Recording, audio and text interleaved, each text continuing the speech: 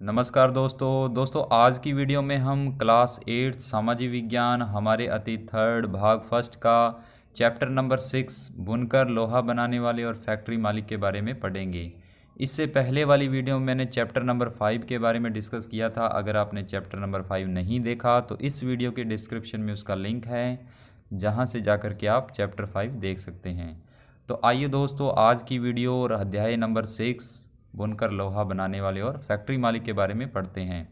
ये प्राचीन समय में किस प्रकार से बुनकर थे, यानी बुनकर जो कपड़े का व्यापार करते थे, लोहा यानी कि जो लोहे से नई नई वस्तुओं को बनाते थे, और फैक्ट्री मालिक जो उस समय के मालिक थे, जो फैक्ट्रियों के मालिक थे, वो किस प्रकार से विकसित हो गए, उनका जो व्यापार था किस प्रकार से आगे बढ़ा, तो उसके बारे में इस चैप्टर में पढ़ेंगे। तो देखिए इस चित्र में आप जैसा कि देख रहे हैं, 17वीं सदी में सूरत बंदरगाह पर व्यापारिक जहाज, जितने भी व्यापारिक केंद्र थे वो ज़्यादातर समुद्र के किनारे हुआ करते थे प्राचीन समय में। आज के समय में भी ऐसा ही है, जितने भी बड़े व्यापारिक केंद्र हैं जहाज़ों के द्वारा व्यापार किया जाता है वो ज़्यादातर समुद्र के किनारे ही थे, और पहले जहाज़ों से बहुत ज़्यादा व्यापार किया जाता था। दूसरे देशों को यहाँ से जो माल होता था वो दूसरे देशों में आयात और निर्यात किया जाता था, यानी भेजा जाता था, और दूसरे देश से फिर वस्तुओं को यहाँ पर लाया भी जाता था। तो यानी कि एकमात्र जो साधन था वो ये जो जहाज़ थे व्यापारिक केंद्र के लिए यही प्रमुख हुआ करते थे, इन्हीं के द्वारा कार्य किया जाता था, व्यापारिक जहाज़ बोलते थे इन्हें।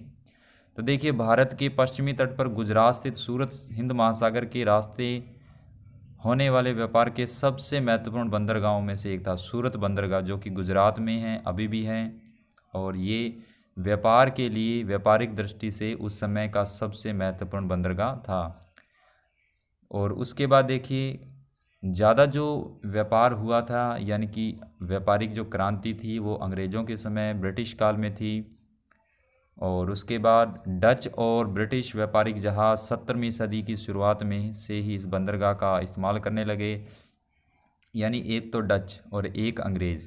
डच भी एक जाति थी, और अंग्रेज़ तो आप जानते ही हैं, अंग्रेज़ व्यापार के लिए हमारे देश में आए थे, और वो व्यापार अपने देश में यहाँ से जो वस्तुओं का आयात निर्यात करते थे वो इन्हीं जहाज़ों के माध्यम से किया करते थे। 18वीं सदी में इस बंदरगाह का महत्व गिरने लगा, यानी स्टार्टिंग में ये बहुत महत्वपूर्ण बंदरगाह था 17वीं शताब्दी में, लेकिन बाद में और ज़्यादा बंदरगाह बनने लगे, यानी कि समुद्र के किनारे बंदरगाह बनने लगे। बंदरगाह क्या होता है? बंदरगाह यानी कि व्यापार के लिए बनाया गया एक केंद्र होता है जो समुद्र के पास होता है, जिसमें जहाज़ों के द्वारा माल को एक स्थान से दूसरे स्थान पर पहुँचाया जाता है। तो जैसे जैसे और बंदरगाहों का निर्माण हुआ, और इनका जो यानी कि सूरत बंदरगाह था, इसकी जो डिमांड थी, मांग थी, वो कम होने लगी, कम होता गया इसका इस्तेमाल। फिर देखिए, उस समय हम कपड़ा और लोहा व इस्पात उद्योग, इन दो उद्योगों का अध्ययन करते हुए देखेंगे। यानी कि उस समय प्राचीन समय में एक तो कपड़ा उद्योग और एक लोहा व इस्पात उद्योग के बहुत सारे कारखाने समुद्र के किनारे स्थापित हुए थे, और इनका जो व्यापार है, चाहे वो कपड़े का हो चाहे लोहे और इस्पात का हो, इन उद्योगों का जो व्यापार था वो जहाज़ों के द्वारा ही किया जाता था, समुद्री जहाज़ों के द्वारा। फिर देखिए, ब्रिटिश शासन के अंतर्गत भारतीय कारीगरी और उद्योगों की क्या दशा थी। आधुनिक विश्व में औद्योगिक क्रांति की दृष्टि से ये दोनों ही उद्योग बहुत महत्वपूर्ण थे। सूती कपड़े की मशीनें उत्पादन ने 19वीं सदी में ब्रिटेन की दुनिया का सबसे प्रमुख औद्योगिक राष्ट्र बना दिया। तो देखिए, सूती वस्त्र उद्योग आज के टाइम में भी और प्राचीन समय में सबसे प्रमुख व्यापार था, यानी कपड़े का जो व्यापार था सबसे स्टार्टिंग में कपड़े का ही व्यापार था, और ये धीरे धीरे इतना प्रचलन में हुआ, इतना बड़ा, कि ब्रिटेन जो शहर था, यानी कि जो इंग्लैंड था, वो उस समय का सबसे बड़ा औद्योगिक केंद्र बन गया था सूती वस्त्र कपड़े के कारण। तो इस चीज़ का आप ध्यान रखें। 1850 के दशक में जब ब्रिटेन का लोहा और इस्पात उद्योग भी पनपने लगा, उसके बाद उसी शहर में यानी इंग्लैंड या ब्रिटेन में फिर दूसरा जो उद्योग पनपा, दूसरा जो उद्योग बना, उसका नाम था लोहा व इस्पात उद्योग। पहला उद्योग कौन सा था? पहला था सूती वस्त्र उद्योग, और दूसरा लोहा व इस्पात उद्योग, यानी उसके भी कारखाने उस देश में लगने लगे। ब्रिटेन के औद्योगिकरण और भारत पर ब्रिटिश विजय और उपनिवेशी में गहरा संबंध था। आप अध्याय 2 में देख चुके हैं कि ईस्ट इंडिया कंपनी के व्यापारिक हितों की रक्षा के लिए किस तरह भारतीय भूभागों पर कब्जे करते हुए किस तरह व्यापार की ढांचा बदलता गया। यानी कि अंग्रेज आए थे व्यापार करने के लिए भारत में, लेकिन अंग्रेजों ने भारत की दिशा और दशा दोनों को बदल दिया। वो यहाँ के मालिक बन गए और उसके बाद यहाँ से जितनी भी वस्तुएं थी वो अपने देशों में भेजने लगे। और उसके बाद आखिर में ईस्ट इंडिया कंपनी भारत की चीज़ें खरीदती थी, उन्हें इंग्लैंड यूरोप में ले जाकर बेच देती थी। यानी यहाँ वो सस्ते दाम में इन चीज़ों को खरीदते थे और वहाँ पर उन पे रंगाई पुताई करके उन्हीं कपड़ों को रंग करके वापस भारत में ही बेच देते थे, वो भी दुगने दाम में। यानी यहीं से खरीदी हुई वस्तुओं को वापस यहीं पर भेज देना और उनसे वो बहुत ज़्यादा मुनाफा कमाया करते थे। फिर देखिए इसी क्रय विक्रय में उन्हें काफ़ी मुनाफा होता था। जैसे जैसे ब्रिटेन का औद्योगिक व्यापार बढ़ने लगा, वहाँ के उद्योगपति भारत को अपने औद्योगिक उत्पादों के विशाल बाजार के रूप में देखने लगे। इस तरह ब्रिटेन से तैयार माल भारत के बाज़ारों में आने लगा। अब कपड़ा उद्योग पहले भारत में विकसित हुआ, भारत से ब्रिटेन गया, लेकिन जब ब्रिटेन ने इसका व्यापार करना शुरू किया तो भारत के कपड़े की जो मांग थी वो कम हो गई। फिर ब्रिटेन से अच्छा कपड़ा बनने लगा और वो भारत आने लगा। इस प्रकार से अंग्रेज काफ़ी मुनाफा कमाने लगे। यानी कि ये सारी चीज़ें पहले भारत से गई, फिर वो वहाँ बनने लगी और वहाँ से फिर वापस भारत में आने लगी। यानी हमारी चीज़ों को हमारे पास ही दोबारा अंग्रेज़ बेच दिया करते, जिससे उनको काफ़ी फ़ायदा होता था। ब्रिटेन के तैयार माल भारत की बाज़ारों में आने लगे थे। भारतीय शिल्प और उद्योगों पर किस तरह से असर पड़े, आइए पढ़ते हैं। देखिए भारतीय कपड़े और विश्व बाज़ार। उस समय प्राचीन समय में जो कपड़े बनते थे इस प्रकार के थे, जैसे मान लीजिए ये एक चादर का या शॉल का रूप है जिसमें जो नक्काशी की जाती थी, बारीक नक्काशी होती थी, और ये कपड़े का एक प्रमुख प्रारूप है। बंगाल पर अंग्रेजों की विजय से पहले 1750 के आसपास भारत पूरी दुनिया में कपड़ा उत्पादन के क्षेत्र में औरों से काफ़ी आगे था। यानी जो कपड़ा उद्योग था वो सबसे पहले भारत में ही था। फिर अंग्रेज आए, यहाँ से इस कला को अपने देश में ले गए, फिर वो वहाँ कपड़ा बनाने लगे और फिर उन कपड़ों में वो कुछ यानी कि रंगाई पुताई का कार्य भी करने लगे और उन्हीं कपड़े को फिर वो भारत में बेचने लगे। इस प्रकार से वो व्यापार करने लगे। उसके बाद भारतीय कपड़े लंबे समय तक अपनी गुणवत्ता, बारीक कारीगरी के लिए दुनिया भर में मशहूर थे। जैसे कि जावा, सुमात्रा, पेनांग, यहाँ पर इन कपड़ों का भारी व्यापार हुआ करता था। 16वीं शताब्दी से यूरोप की व्यापारी कंपनियां यूरोप में बेचने के लिए भारतीय कपड़े खरीदने लगी। भारत में उस समय कपड़े और एक कपड़ों पर लगाया जाने वाला नील, इन दोनों की बहुत ज़्यादा डिमांड थी। और तीसरे नंबर पे आते थे मसाले, जो भारत में बहुत ज़्यादा मात्रा में थे, और इन्हीं तीनों चीज़ों को अंग्रेज़ भारत से अपने देश ले गए। फिर उन्हीं का इस्तेमाल करके फिर उन्हीं से बनने लगी जो चीज़ें और उनको भारत में बेचने लगी। इस प्रकार से उनका ये कार्य बढ़ता ही गया और भारत में जो ये चीज़ें बन रही थी उनकी डिमांड कम होती गई। तो देखिए चित्र में लिखा गया है कि ये लिखा है पटोला बुनाई 19वीं सदी के मध्य में। यानी कि इस बुनाई का जो नाम है इसका नाम है पटोला। और पटोला जो बुनाई है सूरत, अहमदाबाद, पाटन में होती थी। इंडोनेशिया में इस बुनाई का भारी बाज़ार था और यहाँ पर स्थानीय बुनाई परंपरा का हिस्सा बन गई। तो ये कुछ प्राचीन समय की बातें थी जो मैंने आपको बताई। फिर देखिए शब्दों में इतिहास छिपा है। हर शब्द में बहुत गहराई से हम अगर पढ़ें तो प्राचीन समय की उसके अंदर बातें छिपी हुई है। देखिए यूरोप के व्यापारियों ने भारत में आया बारीक सूती कपड़ा सबसे पहले मौजूदा इराक के मोसुल शहर में अरब के व्यापारियों के पास देखा था। यानी यूरोप के व्यापारियों ने भारत से आया बारीक सूती कपड़ा कहाँ देखा? कपड़ा तो भारत से आया लेकिन उन्होंने देखा कहाँ? इराक के कौन से शहर में? मोसुल शहर में। और अरब के जो व्यापारी थे, अरब एक कंट्री है, वहाँ के व्यापारियों के पास देखा। इसी आधार पर बारीक बुनाई वाले सभी कपड़ों को मसलिन या मलमल का कपड़ा कहने लगे। जल्दी ही यह शब्द जो था यानी मलमल या मसलिन जो शब्द था ये फेमस होता गया। यानी कि शब्दों में इतिहास छिपा है का मतलब है कुछ ऐसे वर्ड जिसके अंदर बहुत प्राचीन चीज़ों के बारे में बताया गया। उसके बाद देखिए, ये तो हो गया मलमल का कपड़ा जिससे आज भी हम बोलते हैं। मसालों की तलाश में जब पहली बार पुर्तगाली भारत आए, अब भारत में ही मसाले थे, जैसा कि मैंने आपको बताया मसालों का प्रमुख केंद्र था भारत। और उसकी खोज में कौन आए? सबसे पहले पुर्तगाली आए। उन्होंने दक्षिणी पश्चिम भारत में केरल के तट पर कालीकट में डेरा डाला, यानी केरल का एक तट था कालीकट बंदरगाह, वहाँ पर वो रहने लगे। और यहाँ पर आपको पता है केरल आज भी और उस समय भी मसालों का प्रमुख केंद्र हुआ करता था, आज भी है, ऐसी बात नहीं है। और मसालों के साथ साथ सूती कपड़ा भी लेते गए, यानी कि वो वहाँ आए, मसाले भी ले गए और सूती कपड़े को भी ले गए।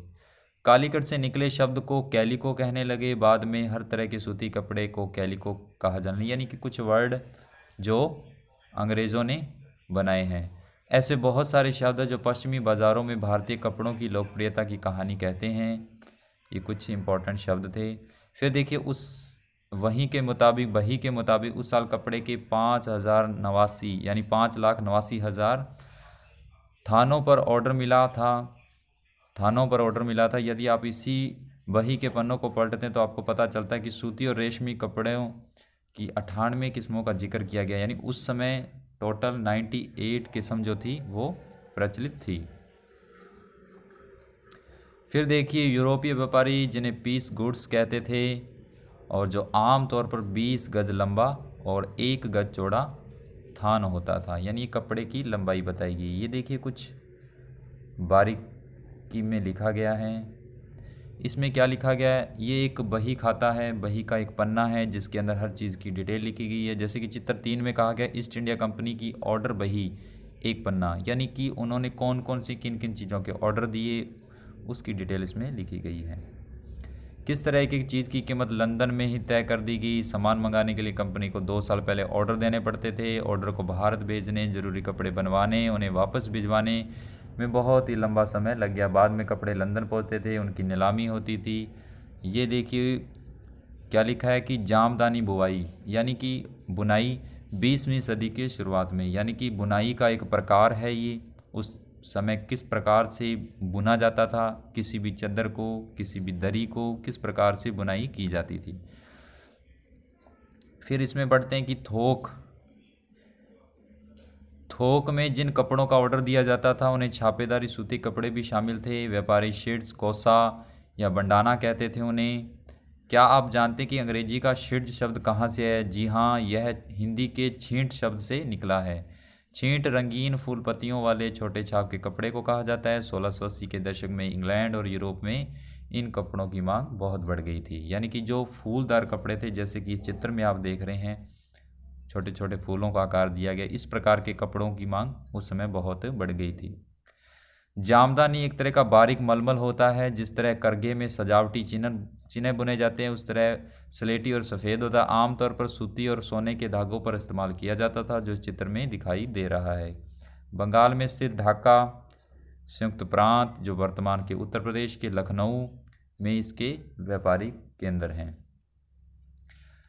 फिर देखिए आकर्षक फूल पत्तियाँ, बारीक रेशे, सस्ती कीमत की वजह से भारतीय कपड़े का एक अलग ही रुतबा है। इंग्लैंड के रईस ही नहीं बल्कि खुद महारानी भी भारतीय कपड़ों से बने परिधान पहनती थी, यानी वहाँ की इंग्लैंड की जो महारानी थी वो भारतीय कपड़ों से बने हुए जो परिधान थे, वस्त्र थे, उनको पहना करती थी। बंडाना शब्द का इस्तेमाल गले या सिर पर पहनने वाले चटक रंग के छापेदार गुलबंद के लिए किया जाता है। हिंदी के लिए बांधना शब्द है। अब ये देखिए एक उस समय का चित्र है जिस पे नक्काशी की गई है, यानी कि डिज़ाइन किया गया है। इस प्रकार से पहले के कपड़े या वस्त्र तैयार किए जाते थे। ये चित्र मसूलीपट्टनम आंध्र प्रदेश में बारीक कपड़े पर की गई छपाई का है, 19वीं सदी का है। ईरान और यूरोप को निर्यात होने वाले कपड़े हैं, यानी ये ईरान और यूरोप को निर्यात किया जाता, भेजा जाता था। फिर देखिए वहीं दूसरी तरफ के कपड़ों का भी जिक्र है जिनका नाम उनके जन्म के अनुसार लिखा गया है। कासिम बाजार, पटना, कलकत्ता, उड़ीसा, चारपुर। और इन शब्दों के व्यापक प्रयोग से पता चलता है कि दुनिया के विभिन्न भागों में भारतीय कपड़े कितने मशहूर होते थे। तो देखिए ये भी एक कपड़े का प्रकार है। ये है बंडाना डिज़ाइन। 20वीं शताब्दी के प्रारंभ में कपड़े के मध्य में गुजरती लकीर को देखें, ये लकीरें हैं, ये एक डिज़ाइन किया गया है। और आप जानते हैं ये क्यों है? दरअसल इस ओढ़नी में दो बांध कर रंग गए रेशमी कपड़े के टुकड़ों को सोने की कढ़ाई के जरिए एक दूसरे से सी दिया गया है। यानी कि जो बीच में ये धार है, यानी कि जो पन्नी सी है, इसको आपस में जो जोड़ा गया है, यानी कि एक नक्काशी की गई है, एक अलग डिज़ाइन दिया गया है। जो बाकी जो साइड वाले पार्ट हैं उनको इस जरी के द्वारा जोड़ दिया गया है। टोटल बात ये है। और इसकी जो डिमांड थी उस समय अधिकांशतः राजस्थान और गुजरात में इस प्रकार के वस्त्र मिलते थे। यूरोपीय बाज़ारों में भारतीय कपड़ा, यानी यूरोप के बाज़ारों में भारतीय कपड़ा किस प्रकार का था, ये चित्र भी है उसका। और ये एक प्रमुख केंद्र हैं, बुनकर कौन थे, और उसके बाद काफ़ी बड़ा लेसन है ये तो। टीपू सुल्तान की तलवार, और ये देखिए लेसन काफ़ी बड़ा है।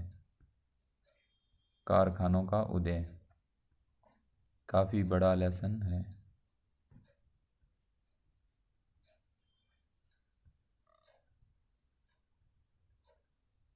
तो देखिए बुनकर कौन थे। अच्छा, अपने यहाँ पर थे। यूरोपीय बाज़ारों में भारतीय कपड़ा, तो देखिए 18वीं सदी की शुरुआत आते आते भारतीय कपड़े की लोकप्रियता से बेचैन इंग्लैंड के ऊन व रेशम निर्माता भारतीय कपड़ों के आयात का विरोध करने लगे। यानी कि जब भारत में यूरोपीय यानी कि कपड़ों की मांग कम हो गई थी तो फिर वो विरोध होने लगा। और इस दबाव के कारण 1720 में ब्रिटिश सरकार ने इंग्लैंड में छापेदारी, सूती कपड़े, छींट के इस्तेमाल पर पाबंदी लगाने के लिए कानून पारित किया। देखिए जब भारत में कपड़ों की डिमांड कम होने लगी तो भारत के लोगों ने इसका विरोध किया, जिसके कारण ब्रिटिश लोगों ने यानी अंग्रेज़ों ने जो कपड़े थे उस पर एक कानून बना करके उस पर पाबंदी लगाने की कोशिश की। फिर इंग्लैंड में नए नए कपड़ा कारखाने खुलने लगे। जैसा कि मैंने आपको बताया, यहाँ से कपड़ा वहाँ गया, वहाँ नए कारखाने खुले तो भारत में कपड़ों की मांग कम होगी। इसमें यही चीज़ बताई गई है कि भारतीय कपड़ों के साथ इस होड़ की वजह से इंग्लैंड में तकनीकी सुधारों की ज़रूरत दिखाई देने लगी। और 1764 में जॉन के ने स्पिनिंग जेनी का आविष्कार किया, जिससे परंपरागत तकलियों की उत्पादकता काफ़ी बढ़ गई। 1786 में रिचर्ड आर्कराइट ने वाष्प इंजन का आविष्कार किया, जिसने सूती कपड़ों की बनवाई को क्रांतिकारी रूप में बदल दिया। तो बहुत सारा कपड़ा बेहद कम कीमत पर तैयार किया गया। यानी कि आपको पता है भी इंग्लैंड के अंदर टेक्नोलॉजी का विकास होने लगा, जिससे कि ये जो कपड़ा था वो टेक्नोलॉजी के माध्यम से बनने लगा। यानी कुछ मशीनों का आविष्कार हो गया, जिसके कारण कपड़े को बनाने में आसानी होने लगी। और जब मशीनों से कपड़ा बनने लगा तो जो हथकरघे थे, जो हाथ से बुनते थे या बुनकर थे, उनकी जो डिमांड थी, भारतीय जो कपड़ा था उसकी डिमांड ऑटोमेटिकली कम होने लगी। फिर देखिए स्पिनिंग जेनी क्या थी। इधर लिखा हुआ कि एक ऐसी मशीन जिससे एक कामगार एक साथ कई तकलियों पर काम कर सकता है। जब पहिया घूमता था तो सारी तकलियां घूमने लगती थी। यानी एक ऐसी मशीन होती थी, आपने धागा मिल देखी होगी, उसके अंदर इस प्रकार पहले होती थी, अब तो नहीं है खैर, क्योंकि अब तो टेक्नोलॉजी और भी ज़्यादा बढ़ गई है। तो इसके अंदर क्या होता था कि यानी कि एक व्यक्ति जो होता था, तो एक व्यक्ति यानी कि एक ही समय में मशीन के द्वारा कई ज़्यादा गुना मुनाफा कमा सकता था। यानी कि इसके अंदर बहुत सारे तंतु लगे होते थे, जिसके कारण ये जो तकलियाँ थी एक साथ घूमती थी। ये अगर चित्र होता तो चित्र के माध्यम से अच्छी तरह समझ पाते, लेकिन फिर भी आप ऐसा समझ लें कि एक ही समय में मशीन के द्वारा काफ़ी गुना कार्य किया जाता था। फिर देखिए इसके बावजूद दुनिया के बाज़ारों में भारतीय कपड़े का दबदबा 18वीं सदी के आखिर तक बना रहा। यानी भारत के जो कपड़े थे उसका दुनिया में दबाव कब तक बना रहा? 18वीं सदी के अंत तक। 19वीं शताब्दी के शुरू होने से पहले डच, फ्रेंच, ब्रिटिश, अन्य यूरोपीय भारतीय कंपनियों ने इस व्यापार में बेहिसाब मुनाफा कमाया। यानी इन लोगों ने इस कपड़े से, भारतीय कपड़े से बहुत ज़्यादा मुनाफा कमाया। और ये कंपनियां भारत आकर चांदी के बदले सूती और रेशमी कपड़े खरीदती थी। यानी बदले में चांदी और सोना देते थे और यहाँ से कपड़े खरीद कर ले जाते थे। कौन से? सूती कपड़े और रेशमी कपड़े। फिर उसके बाद जब ईस्ट इंडिया कंपनी को बंगाल की राजनीतिक सत्ता मिल गई तो भारतीय चीज़ें खरीदने के लिए चांदी मंगाने की भी ज़रूरत नहीं रही। इसके बाद तो ईस्ट इंडिया कंपनी ने भारत में ही किसानों और जमींदारों के राजस्व इकट्ठा करके उस पैसे से कपड़ा खरीदने लगे। यानी जब भारत की सत्ता के अंदर अंग्रेज आ गए थे, ब्रिटिश कंपनी का अधिकार हो गया था, तब वो यहीं रहने लगे। यहाँ के किसानों से जो उनकी आमदनी होती थी, क्योंकि वो टैक्स वसूल करते थे, यहाँ के मालिक बन गए और इसी से ही वो कपड़े खरीदने लगे। अब उनको अपने देश से चांदी भी मंगाने की आवश्यकता नहीं मिली। चित्र नंबर 7, कोचिन स्थित डच बस्ती का समुद्र से दिखा दृश्य 17वीं शताब्दी में। जैसे जैसे यूरोपीय व्यापार फैला, विभिन्न बंदरगाहों पर व्यापारिक बस्तियां भी बनने लगी। कोचिन में डच बस्तियां 17वीं शताब्दी में विकसित हुई, यानी कि डच लोगों की बस्तियां, डच लोगों के घर जो थे। अब ये देखिए, जो चित्र में आप देख रहे हैं, ये बस्तियों का एक चित्र है और जो समुद्र के किनारे बनी हुई है, जो व्यापार के लिए काफ़ी प्रसिद्ध थी। बुनकर, लोहा और फैक्ट्री मालिक, ये है लेसन। तो अब देखिए, इस चित्र में कुछ हम पढ़ते हैं। 18वीं सदी के आखिर में बुनाई के मुख्य केंद्र कहाँ कहाँ थे? तो इस चित्र में जितने भी हैं ये सारे मुख्य केंद्र थे जिनको दर्शाया गया। 18वीं सदी तक भारत के मुख्य केंद्र हैं, और जो समुद्र के किनारे हैं, जैसे एक तरफ है नीचे, सबसे नीचे हैं हिंद महासागर के उस साइड में कालीकट बंदरगाह, और राइट हैंड साइड में है मछलीपट्टनम।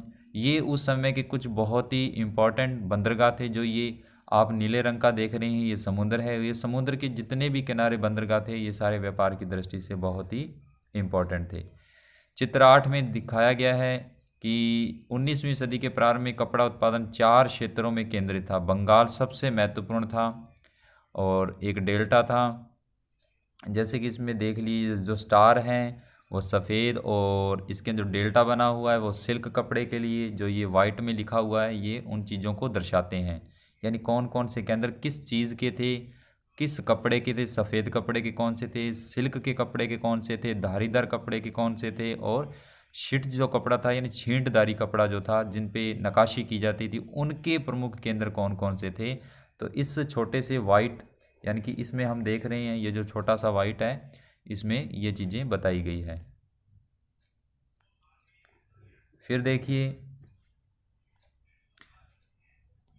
नेक्स्ट है कि 4 क्षेत्र थे, बंगाल सबसे महत्वपूर्ण था। डेल्टा की असंख्य नदियों से सटे बंगाल के उत्पादन केंद्र अपना माल दूर दूर आसानी से भेज सकते थे। पूर्वी भारत, जो बांग्लादेश कहलाता है, 18वीं सदी में सबसे महत्वपूर्ण कपड़े का केंद्र बन गया, और शहर अपनी मलमल और जामदानी बुवाई के लिए दूर दूर तक प्रसिद्ध था।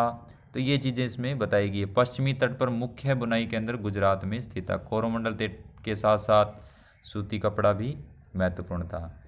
अब देखिए, बुनकर कौन थे, और इसके बाद के जितने भी टॉपिक हैं वो हम एक साथ कवर नहीं कर सकते, यानी एक ही वीडियो में इन चीज़ों को हम नहीं पढ़ सकते, और इसको हम नेक्स्ट वीडियो लेक्चर में अगले पार्ट में इसको कवर करेंगे, और उससे भी अगले पार्ट में हम इसके क्वेश्चन आंसर को भी कवर करेंगे। तो जितना भी हमने पढ़ा, हमारी यही कोशिश रहती है कि आपको जितना हो सके बेहतर ढंग से समझाएं। तो आई होप ये वीडियो लेक्चर आपको पसंद आया होगा। पसंद आया तो इस वीडियो को लाइक करें, ज़्यादा से ज़्यादा शेयर करें, और कमेंट्स में हमें ज़रूर बताएं कि ये वीडियो लेक्चर आपको कैसा लगा। इसी उम्मीद के साथ मिलते हैं नेक्स्ट वीडियो लेक्चर में एक नए टॉपिक के साथ। तब तक के लिए अपना ख्याल रखें, सुरक्षित रहें। इसी उम्मीद के साथ धन्यवाद।